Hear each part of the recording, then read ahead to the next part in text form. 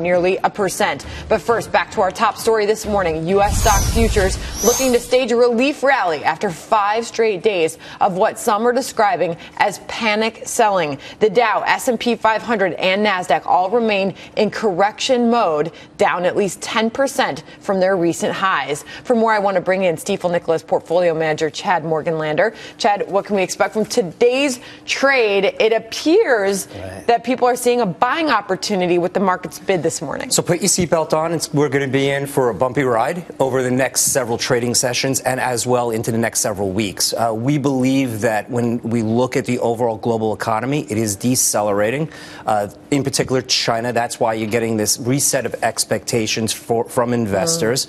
That's going to bleed into many of the different sectors, which you're seeing in the oil markets as well as in the metals market. So somebody were looking at the trade in Asia for an indication of what's happening here at home. For all these days of selling, here we have a mixed picture over in Asia. In fact, we have gains on the Nikkei in Japan. Why are we seeing such a difference in U.S. markets? Well, you have gains within the European markets of up 2 to 3% today.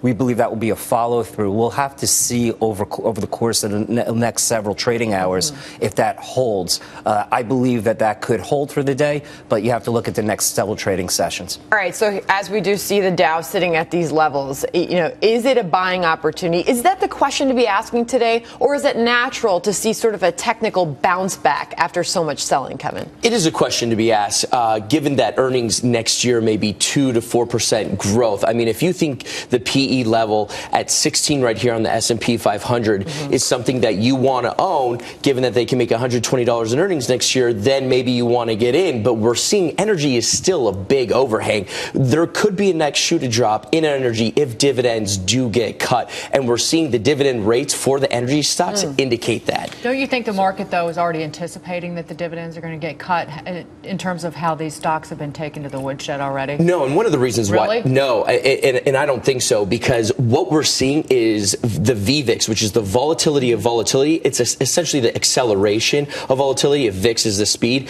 it's indicating levels above Lehman. Lehman was at 145. Yesterday, we opened at 212 on the index, and we closed at 160. So there's going to be a lot of volatility and choppiness, and we're seeing that with copper. Here's that spike in the VIX. And by the way, sometimes the VIX can be a contrarian indication that when you do get that spike in volatility, sometimes that can mean a turnaround in the stock market. Right. I don't think that this is the Lehman moment. I just believe that over the course of the next several weeks, it's all about valuations. We're not getting paid well for taking on the risk. Our long-term future forecasted returns for the S&P 500 is roughly 5%. Lehman took out the entire financial system. Right. This is not that at all. This is a reset of the oil market's expectations. That was a debt crisis. This could be a debt crisis to the extent that maybe these some of these energy firms. He's saying this is not a Lehman moment. This is not a Lehman moment, but here's the debt crisis that could happen.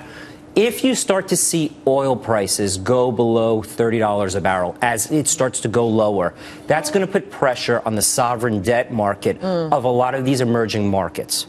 That is the trigger point that will get the deleverage. No, because you're not seeing the sovereigns there trading down 10 cents on the dollar or trading down with pressure with yields there are spiking a great deal. That is the 1998 currency, the Asian contagion that.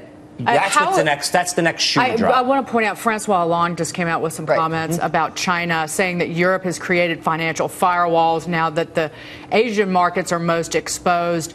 He's confident Chinese authorities can overcome stock market crisis because they have the means to act. But he says China must take part in global economics governance. So that's one of the issues with China about it being, as the Wall Street Journal calls it, a black box. Let's step back for a second. The market in China was up over 100%, no one cared. Now it's up only 40% year over year. It's not the financial markets there, it's their economy. Their economy, typically, their expectation was for 7% GDP growth. It's probably going to be around 3%. That affects the demand curve. All right, by the way,